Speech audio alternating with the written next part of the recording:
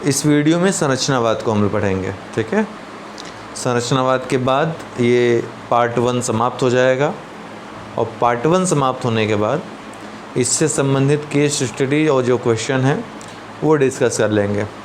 Part 2 से आपका बहुत ही अप्लाइड पोर्शन जो है शुरू हो जाता है, ठीक है। यहाँ तक सिद्धांतिक पोर्शन था, इसके बाद अप्लाइड पोर्शन है। बड़ा सरल आपको लगेगा, लेकिन फिर भी आपको अच्छे से तैयार करना है आगे की सभी चीज़ों को। फिर सेकंड पेपर में आएंगे। संरचना शब्द का प्रयोग फर्स्ट पेपर की जान पार्ट 1 ही था।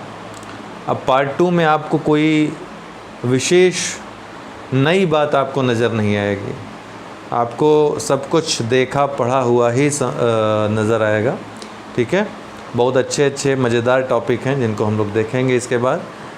चलिए आज संरचनावाद को पढ़ते हैं। यहाँ पे आपको लेवी स्ट्रास, SF नॉडेल और इसके अलावा पार्सन्स और मर्टन 4 सिद्धांतकारों के संरचनावादी सिद्धांतों को पढ़ना है।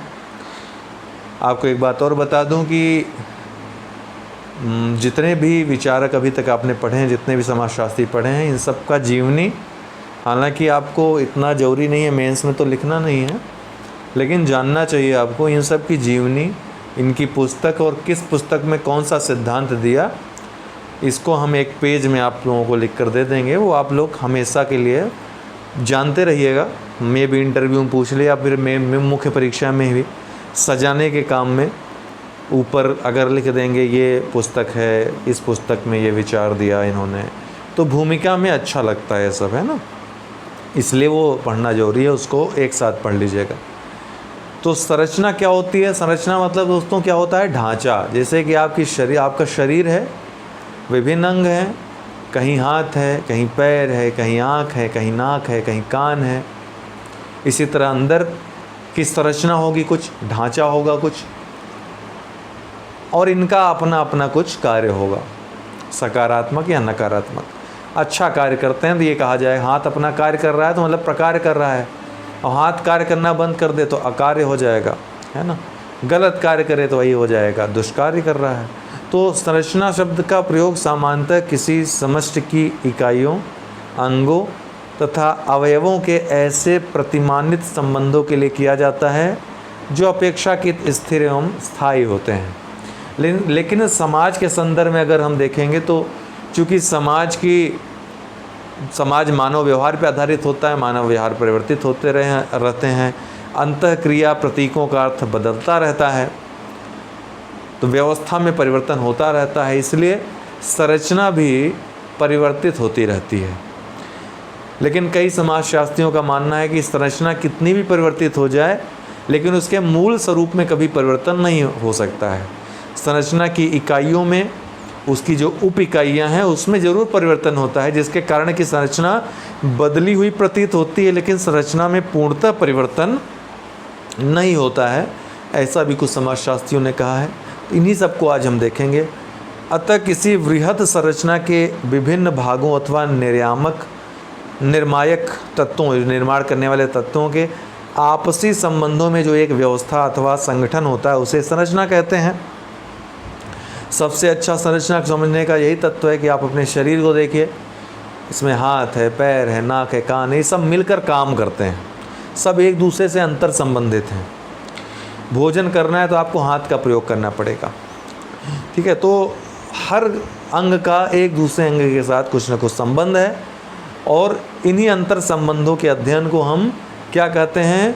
संरचनावादी अध्ययन कहते हैं। एक बात ध्यान रखिएगा, समाज में भी कई इकाइयाँ होती हैं। इन इकाइयों में आपसी संबंध पाया जाता है। राजनीतिक इकाई है, सांस्कृतिक इकाई है, आर्थिक इकाइयाँ हैं, इन सब में अंतर संबंध पाए जाते हैं, एक दूसरे से जुड़े हुए हैं। इनके अध्ययन को क्या कहेंगे? इन इकाइयों के अध्ययन को, ये इकाइयाँ मिलकर के संरचना का निर्माण करती हैं। जब इकाइयाँ अपना कार्य करती हैं तो संरचना का निर्माण होता है इसी से, और इसी संरचना के अध्ययन को संरचनावादी उपागम कहेंगे। और संरचना किस तरह कार्य करती है, यही सिद्धांतकारों ने बताया है। किस तरह संरचना में परिवर्तन होता है, संरचना का अध्ययन कैसे किया जाना चाहिए, ये समाजशास्त्री बताते हैं। लेवी स्ट्रास को संरचनावाद का जनक भी माना जाता है। क्यों माना जाता है? क्योंकि संरचनावाद का मूलभूत सिद्धांत इन्होंने दिया था, प्रस्तुत किया था सबसे पहले। लेवी स्ट्रास फ्रेंच मानवशास्त्री विचारधारा से संबंधित हैं। वह संरचनावाद के जनक माने जाते हैं। उनका जन्म 1908 में बेल्जियम में हुआ था। वह कानून के लॉ के छात्र थे। बाद में उनका रुझान मानवशास्त्र की तरफ हो गया। उनके सिद्धांतों में रूसो, दुर्खीम तथा मार्शल मार्क्स का प्रभाव दिखता है। कुछ पुस्तकें उनकी इस प्रकार हैं: the elementary structure of kinship, structure anthropology, totemism, savage mind, mythologies 4 volumes, raw and cook. इनकी पुस्तक है, रटने की जरूरत नहीं है। प्रीलिम्स वगैरह दे रहे हैं कि कहीं अगर मान लीजिए नेट वगैरह दे रहे हैं, पीजीटी वगैरह दे रहे हैं, तो ये आपके लिए काम आएगा। इनका जो मूलभूत सिद्धांत था दोस्तों यह था कि प्रत्येक वस्तु की एक मूलभूत संरचना होती है। कोई भी इंसान है, जीवित है, निर्जीव है, सबकी एक मूलभूत संरचना होती है। और ये मूलभूत जो संरचना है मनुष्य के बौद्धिक विचार में कहीं न कहीं ये समाहित हो जाती है। अर्थात यदि कोई सांप है, सर्प है, उसको हम कहें अगर किसी व्यक्ति से कि ये गधा है, तो क्या वो मानेगा? नहीं मानेगा। क्यों नहीं मानेगा? क्योंकि इसको देखकर ही पता चल जाएगा कि गधे की क्या आकृति है, गधे की क्या संरचना है। इसके मस्तिष्क में उसकी संरचना कहीं न कहीं रच बस गई है, उसका स्वरूप चित्रित है। इसी तरह सांप कैसा दिखाई देता है उसके मस्तिष्क में चित्रित है, इसलिए वो नहीं मानेगा इस बात को, कहेगा नहीं भाई ये गधा नहीं है, ये तो सांप ही है। इसी तरह समाज के किसी स्वरूप का अध्ययन अगर करना हो, जैसे विवाह है तो कोई कोर्ट मैरिज करके आता है, साथ रहने लगता है, ठीक है, पति पत्नी के रूप में। मस्तिष्क में विवाह का जो स्वरूप है किसी व्यक्ति के, वो बहुत व्यापक रूप से है। वो कई रूपों में विवाह को देखता है। वो ये नहीं देखता है कि बस 7 फेरे लिया तभी विवाह है। उस संरचना को जब देखता है कि हाँ ये फैमिली का निर्माण कर रहे हैं, साथ साथ रह रहे हैं, विवाह के लिए जो जो आवश्यक चीज़ें चाहिए वो यहाँ पर इस रिश्ते में मौजूद हैं, तो भले ही उसने विवाह न देखा हो या विवाह न भी हुआ हो, तो भी इसके मन में जो चित्रण होगा वो इस संरचना को अपने पास, जो अपने मन में, उसके बुद्धि में, उसके बौद्धिक स्वरूप में जो उसका चित्रण हुआ है उसके द्वारा वो बता देगा कि विवाह है अथवा नहीं है। यह विवाह है अथवा नहीं है, ये इसको पता चल जाएगा। ये कोई पारिवारिक संरचना है या स्कूल की संरचना है, इसको पता चल जाएगा। यह कोई स्कूल है या खेल का मैदान है, संरचना का चूँकि चित्रण उसके माइंड में है, बुद्धि में है, इसलिए वो बता देगा कि ये खेल का मैदान है, ना कि क्लास है शिक्षा ग्रहण करने वाली। और शिक्षा ग्रहण की करने वाली क्लास को अगर कोई गेम या कोई ग्राउंड बता दे तो पता चल जाएगा नहीं, ग्राउंड तो ऐसा नहीं होता है, ये तो शिक्षा का केंद्र है, ये तो क्लास है जहाँ पे शिक्षा दी जाएगी, किताबी शिक्षा। तो हर चीज़ की एक संरचना है। किताब को आप बैट नहीं बता सकते हैं, है ना। क्रिकेट की गेंद को आप टेनिस नहीं बता सकते हो। तो ये सब क्या है? संरचना है। इन संरचनाओं का एक निश्चित स्वरूप होता है। गेंद कैसी भी हो, क्रिकेट की, पीली हो, लाल हो, नीली हो, उसका स्वरूप परिवर्तित हो रहा है, लेकिन उसका मूल स्वरूप परिवर्तित नहीं हो रहा है। जैसे कि इसका जो आंतरिक ढांचा है वो परिवर्तित नहीं हो रहा है, बाह्य ढांचे में ज़रूर परिवर्तन आ जा रहा है। यही लेवी स्ट्रास अपने इस एक बात और कहते हैं, ये एक चीज़ कहते हैं अगर किसी भी संरचना का इकाई का अस्तित्व तभी है जब इसके विपरीत किसी इकाई की मौजूदगी है। मतलब अगर कोई इकाई है, उसकी बात की जा रही है, उसका कोई नाम दिया गया है, तो निश्चित रूप से उसके विपरीत कार्य करने वाली भी एक इकाई मौजूद होगी। मतलब दिन है तो रात भी होगा। लड़का अगर कहा जा रहा है, लड़का कहा ही इसलिए जा रहा है क्योंकि लड़की होगी तभी तो कोई लड़का है, नहीं तो हर कोई एक जैसा रहता तो फिर लड़का लड़की नाम देने की ज़रूरत क्यों रहती? ठीक है ना। इसी तरह जन्म है तो मृत्यु भी है। अगर जन्म ही होता, मृत्यु न होती, तो जन्म को जन्म नाम ही क्यों दिया जाता। तो इनका कहने का मतलब ये संरचना का बहुत ही गहराई से अध्ययन करते हैं, एक एक बात को बहुत अच्छे ढंग से बताते हैं, बहुत सरल ढंग से बताते हैं। तो लेवी स्ट्रास का संरचनावाद का आधार मनुष्य की अचेतन विचार प्रणाली है। क्या है? अचेतन विचार प्रणाली है। अचेतन मन में संरचना का कोई तत्व विद्यमान रहता है, उसका स्वरूप विद्यमान रहता है, जिसके आधार पर व्यक्ति की संरचना की इकाइयों का अध्ययन करता है और संरचना को पहचानता है कि यह किस तरह की संरचना है। उनका मानना था कि संस्कृति के अध्ययन में मनुष्य की विचार प्रक्रिया को समझना आवश्यक है। उनकी यह विचारधारा भाषा विज्ञान की अवधारणा पर आधारित थी। वो भाषा विज्ञान से बहुत प्रभावित है, लिंग्विस्टिक से बहुत प्रभावित है। ठीक है। इस अवधारणा के अनुसार विश्व की सभी भाषाओं की संरचना अलग अलग है, किंतु उनका आधार मानसिक विचार प्रक्रिया है। अर्थात भाषा के आधार पर ही, भाषा भले ही अलग अलग हो, लेकिन उनका माध्यम भले ही अलग अलग हो, लेकिन उनकी मूल संरचना अलग नहीं है। उनकी मूल संरचना का कार्य वही है कि एक दूसरे से अंतरक्रिया करवाना, एक दूसरे से अंतःक्रिया करवाना। मानवीय संबंध को समाज में अंतःक्रिया करने के लिए आवश्यक है। संरचना को प्रकार्य करने के लिए आवश्यक है कि उसको भाषा की समझ हो, और भाषा ही एक माध्यम जिसके द्वारा, जिसको सीखकर ही मनुष्य ये जान पाता है कि ये व्यक्ति, फलाना व्यक्ति हमसे क्या कहना चाह रहा है, और तभी अंतःक्रिया संभव हो पाती है। इसी तरह व्यक्ति अपनी संस्कृति का निर्माण अपने अचेतन प्रणाली के माध्यम से करता है, उसकी पहचान करता है, उसकी व्याख्या करता है।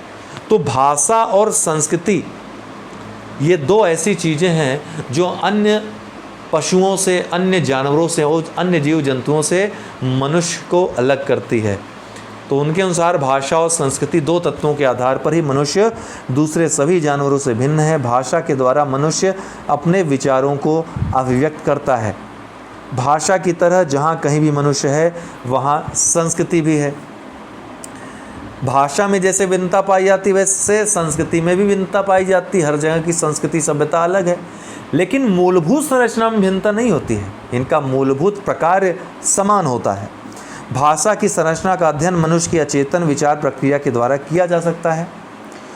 भाषा हमको दिखाई तो नहीं पड़ती है, हम आपसी बोलचाल में, वो क्यों हमारे मन में बसा हुआ है कि अगर हम किसी व्यक्ति से कह रहे हैं कि भाई क्या हाल चाल है, तो आपके अचेतन विचार प्रणाली में ये बात है कि ये क्या हमसे पूछ रहा है, तभी हम उसका जवाब देते हैं, है ना।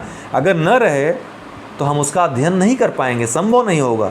तो इसलिए संरचना का जो अस्तित्व है वो विद्यमान है, इसीलिए क्योंकि इसके पास प्रकार्य करने के लिए भाषा जैसी विषय वस्तु है, भाषा जैसी इकाई है। तो इसी प्रकार संस्कृति का अध्ययन अचेतन विचार प्रक्रिया के द्वारा ही संभव है।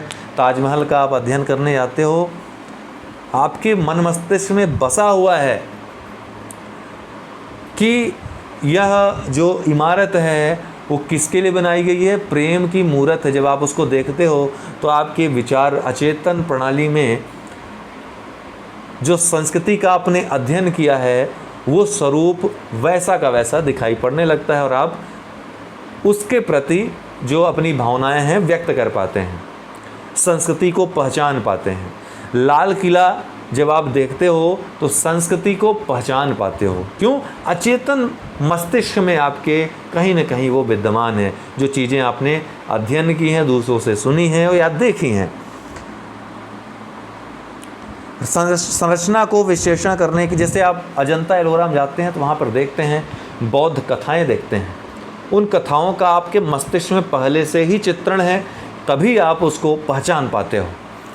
ठीक है, ये जानवर नहीं कर सकता है, ये केवल इंसान कर सकता है, क्योंकि उसके पास संस्कृति है, संस्कृति को समझने के लिए बुद्धि है। संरचना को इसलिए ये कहते हैं कि संरचना का होना ही पर्याप्त नहीं है, संरचना के लिए बुद्धि का भी होना पर्याप्त है, जो कि जरूरी है, जो कि मनुष्य के पास ही है। मनुष्य इसीलिए इस संरचना को समझने में सक्षम है क्योंकि उसके पास उस तरह की बुद्धि भगवान ने दी है, प्रकृति ने दी है। संरचनावाद को विश्लेषण करने के लिए स्ट्रास ने दोहरे प्रतिरोध की चर्चा की थी। ठीक है, मैंने आपको बताया बाइनरी रेजिस्टेंस जिसको कहते हैं।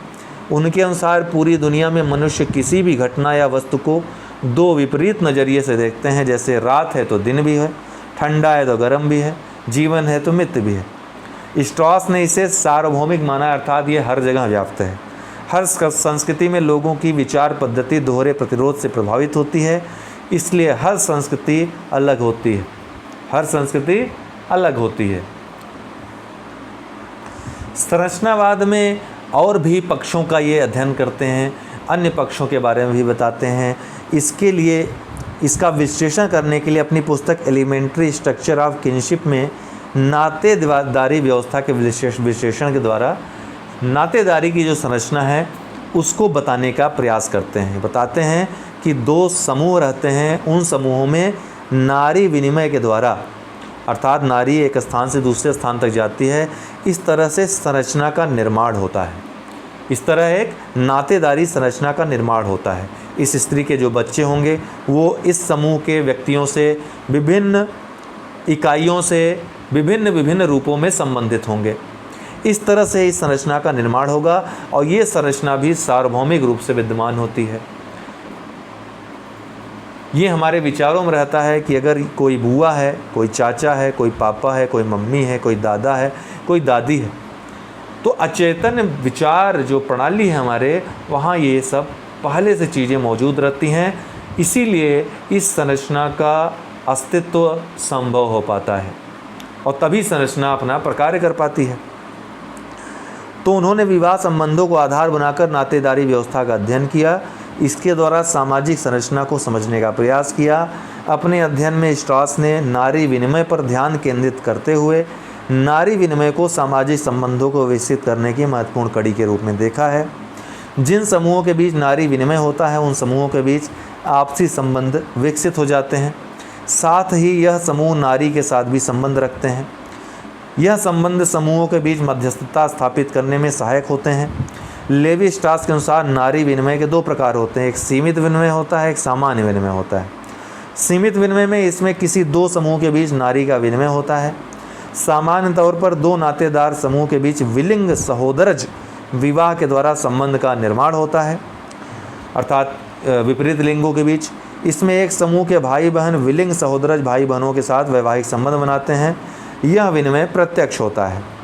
दूसरा विनिमय सामान्य विनिमय होता है। इसमें दो या दो से अधिक नातेदार के बीच विलिंग सहोदरज विवाह के द्वारा संबंध स्थापित किए जाते हैं। इस प्रकार का विनिमय सामाजिक संबंधों को प्रगाढ़ करता है। आंध्र प्रदेश में आप देखोगे इस तरह की व्यवस्था ज़्यादा देखने को मिलेगी।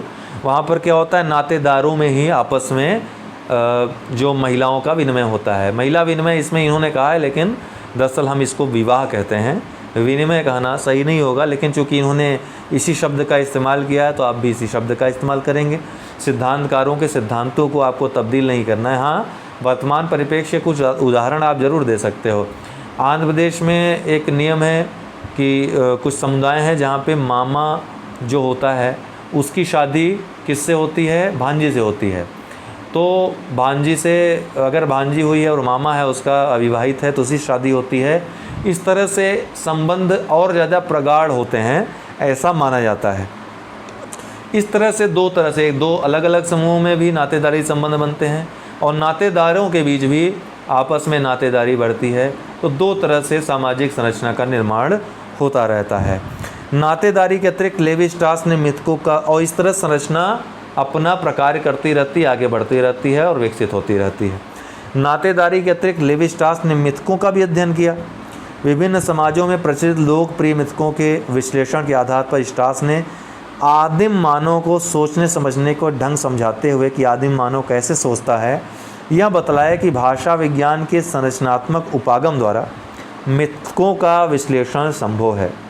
अपनी पुस्तक सेवेज माइंड में उन्होंने आदिमानव के सोचने के तरीकों पर चर्चा की है और अपने विश्लेषण से वह इस नतीजे पर पहुँचे हैं कि आदिम समुदाय में भी सोचने समझने की प्रक्रिया आधुनिक समुदायों के जैसी ही थी, अर्थात तब के लोग भी इसी तरह सोचते समझते थे। हालांकि उनका बौद्धिक विकास इतना नहीं हुआ था। आधुनिक समय में उनके द्वारा दिए गए ज्ञान को विश्लेषित कर हमने आधुनिक प्रणाली बनाई है। तब संरचना जो होती थी समाज की बड़ी सरल होती थी, वर्तमान में संरचना जटिल हो गई है क्योंकि बौद्धिक विकास हो चुका है। तब क्या होता था, संरचना एक जैसी दिखाई पड़ती थी, अभी क्या है, अलग अलग संरचनाएं, अलग अलग संरचनाओं का निर्माण होता है। विभिन्न इकाइयों का इस समय उदय हो गया है। राजनीतिक इकाई है, आर्थिक इकाई है, सांस्कृतिक इकाई है, इनके अंदर उप इकाइयाँ हैं, उनका अध्ययन करना पड़ता है, तो जटिल संरचना अब देखने को मिलती है। तो इन्हीं विचारों ने हमें एक ऐसी विचार पद्धति प्रदान की जिसे हमने अपने अनुभव एवं आवश्यकताओं के आधार पर और विकसित कर लिया। अतः आदिम मानव और आधुनिक मानव के सोचने समझने की प्रक्रिया समान है। इसी क्रम में उन्होंने पूरी दुनिया में जनजाति समाज में प्रचलित टोटमवाद का अध्ययन किया था। टोटम से संबंधित वास्तविक एवं काल्पनिक वस्तुओं का अध्ययन कर उन्होंने यह बतलाया कि इसके द्वारा मनुष्य के विश्वास प्रणाली से संबंधित सामान्य नियम निकाले जा सकते हैं। टोटम में पशुओं, पेड़ पौधों तथा प्राणी जगत और वनस्पति जगत के आपसी संबंध का वर्णन मिलता है। इस संबंध को समझकर विश्वास प्रणाली के सामान्य नियम समझे जा सकते हैं। टोटमवाद में क्या था कि विभिन्न आदिम समूह क्या हैं, वो किसी पेड़ पौधे को या वृक्ष को, ठीक है, या नदी को या पहाड़ को वो अपना भगवान मान लेते हैं। तो किसी कारण इनका नाम टोटम कह दिया जाता था, ठीक है। टोटम को ही उस समुदाय का प्रतिनिधित्व कराया जाता था। ये कहा जाता है इस समुदाय के प्रतिनिधि यही हैं, उनकी पूजा की जाती थी। इस तरह की संरचना में बहुत ज़्यादा संगठन पाया जाता था, ये लोग संगठित होते थे। तो ये संरचना एक तरह की संरचना बन जाती थी जो एक प्रकार के टोटम से संबंधित होते थे। अर्थात जैसे समूह ए है, समूह बी है, समूह सी है, तो ए समूह का टोटम बरगद का पेड़ है, बी समूह का टोटम कोई नदी हो गई, सी समूह का टोटम पीपल का वृक्ष हो गया। इस तरह से अब कहा जाएगा हम किस टोटम के हो, मैं पीपल टोटम का हूँ। तुम किस टोटम के हो, मैं तो इस नदी फलाना नदी टोटम का हूँ। तुम किस टोटम के हो, बरगद टोटम का हूँ। तो इस तरह से टोटम एक संरचना का प्रतिनिधित्व करती थी, उसका निर्माण करती थी, ठीक है। तो ये इन्होंने मिथकों में भी इसको खोजने का प्रयास किया है। यहाँ भी व्यक्ति की जो बौद्धिक विचार है, विचारशीलता है, कहीं न कहीं ये समझने में मदद करती है कि कौन सा टोटम किस प्रकार के समूह का प्रतिनिधित्व करता है। अपनी पुस्तक रॉ एंड कुक्ड में उन्होंने भोजन की संरचना का विश्लेषण किया है।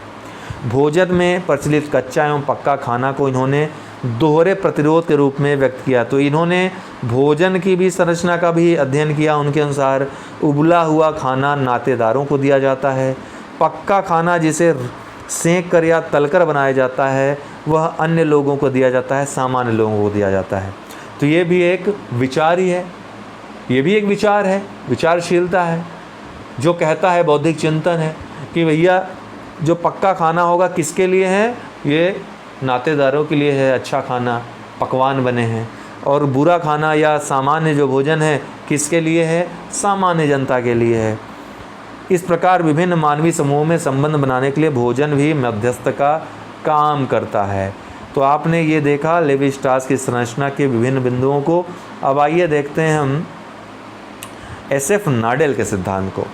इनके संरचना के सिद्धांत को समझना बड़ा आसान है, इनका सिद्धांत भी लेवी स्ट्रास की तरह।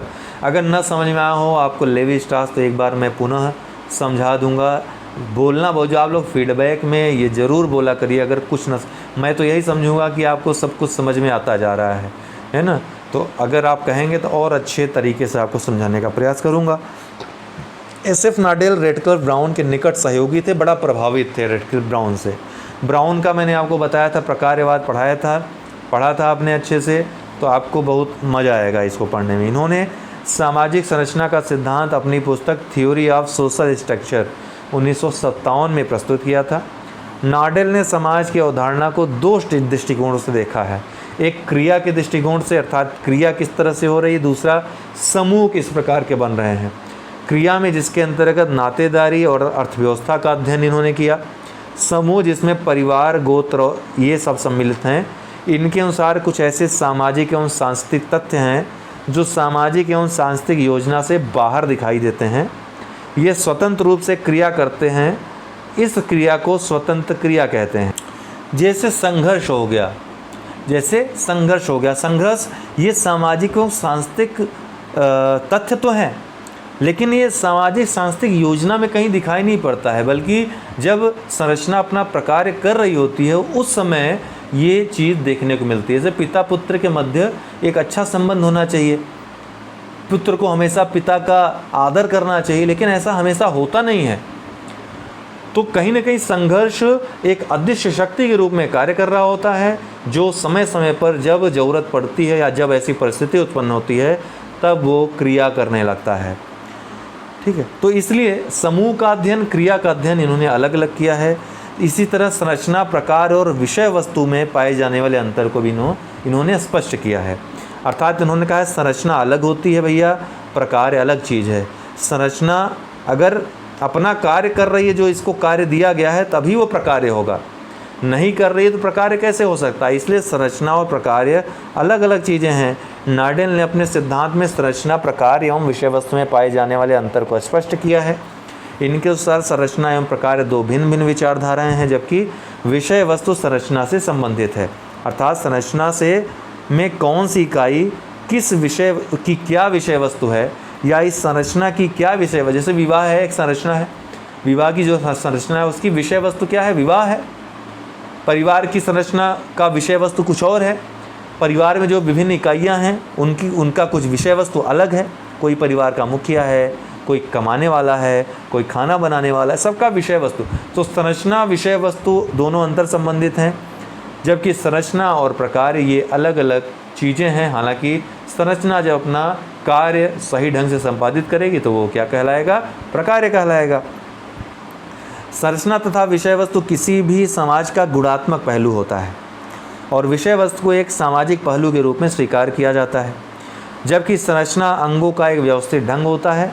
संरचना परिवर्तनशील है क्योंकि मानव व्यवहार परिवर्तनशील है, प्रतीक जो अंतःक्रियाएं हैं वो परिवर्तनशील हैं, अतः इसमें परिवर्तन हो सकता है।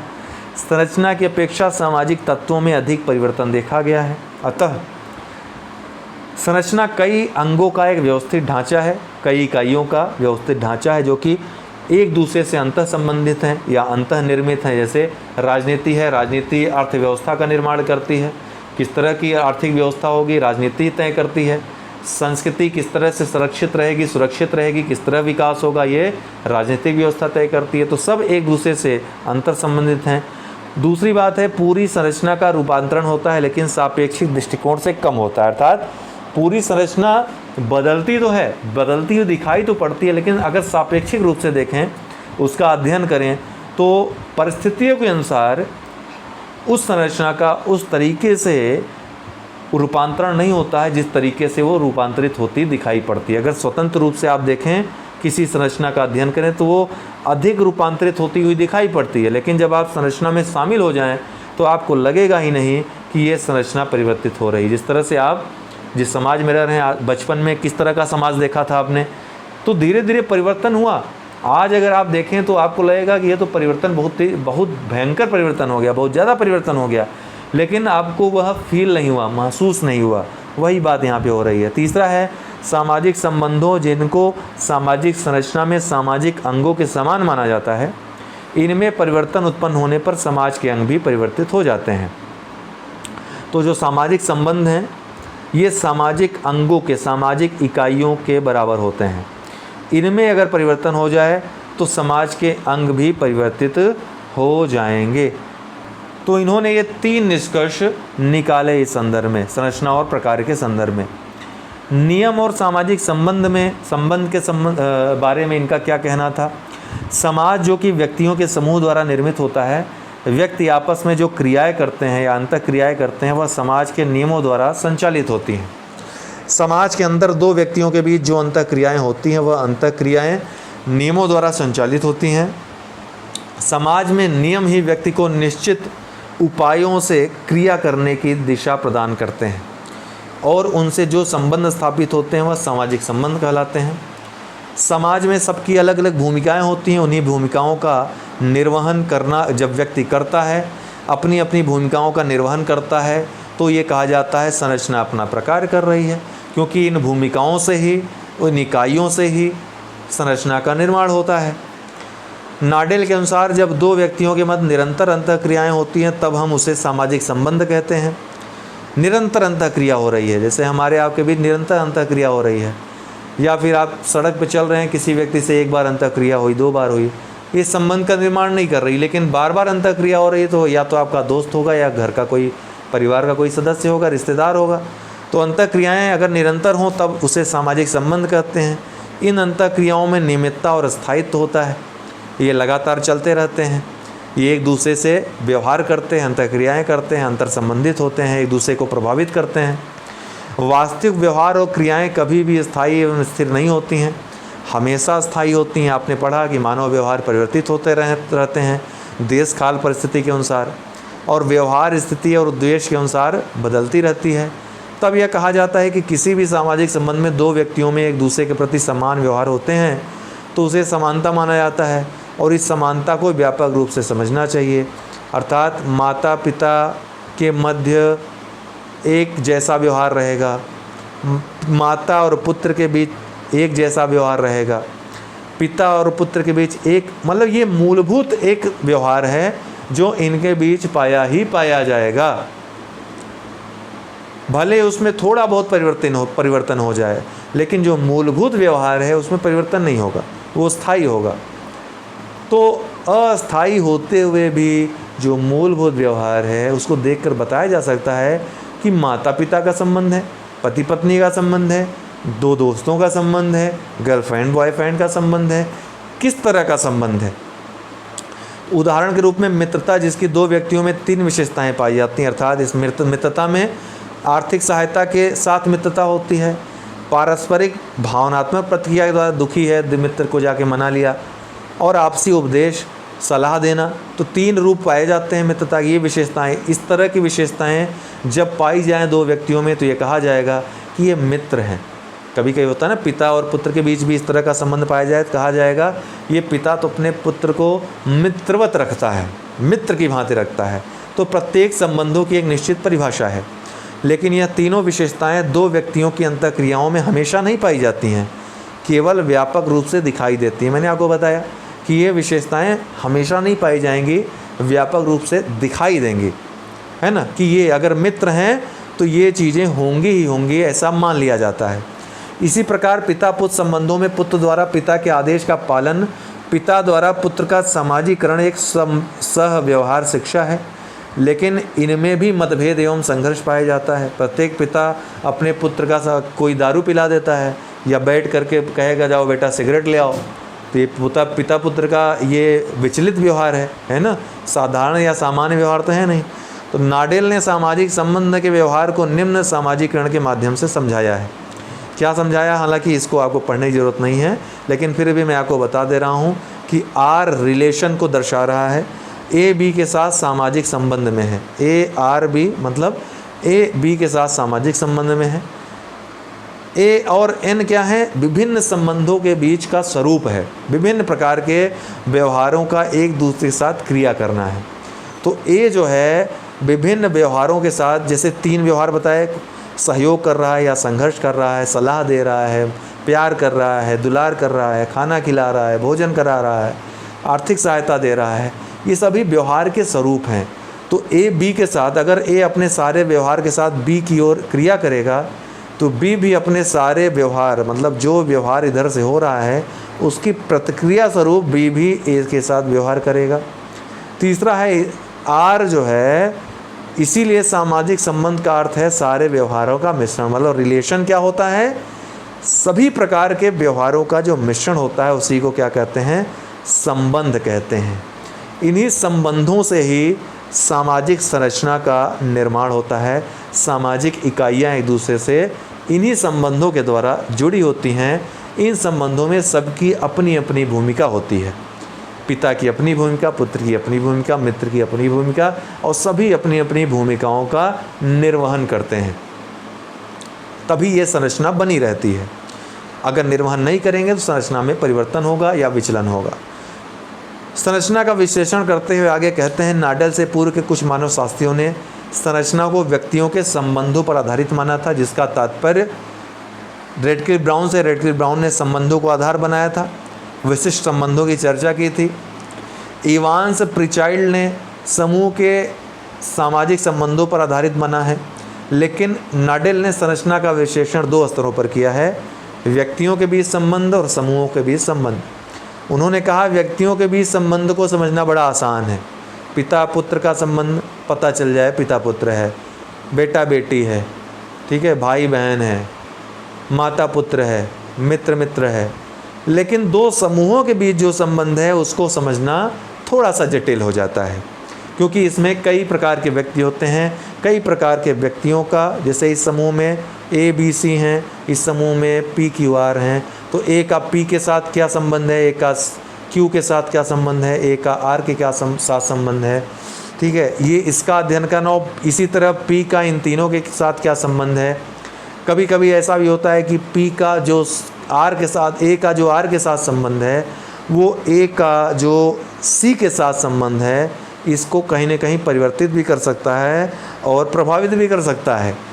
तो यह संबंधों के संबंध हैं। इनमें पहला स्तर जो है सरल है, व्यक्तियों के बीच जो संबंध है, तथा दूसरा जो स्तर है वो जटिल है, गुणात्मक है। दूसरे स्तर को समझने के लिए उन्होंने 2 प्रत्ययों का प्रयोग किया है, प्रारूप और जाल। मैंने आपको बताया जो यही प्रारूप और जाल है, यही जाल है, ठीक है, इसको क्या कहेंगे, जाल, संबंधों का जाल। प्रारूप की बात करें, हालांकि ये सब मैंने जो संरचनावाद पढ़ाना था यहाँ समाप्त है, लेकिन मैं भी कभी एग्ज़ाम में अगर पूछ ले, कुछ भरोसा नहीं है, तो ये ज़रूर आप लिखिएगा, नंबर आपके उठ जाएंगे, कहीं जल्दी आपको मिलेगा नहीं।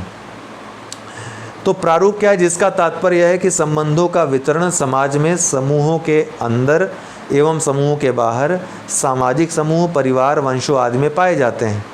इनकी पुनरावृत्ति हर समूह में होती है, अर्थात हर समूह में ये चीज़ें, ये विशेषताएं पाई जाएंगी और इसमें समानता भी होती है।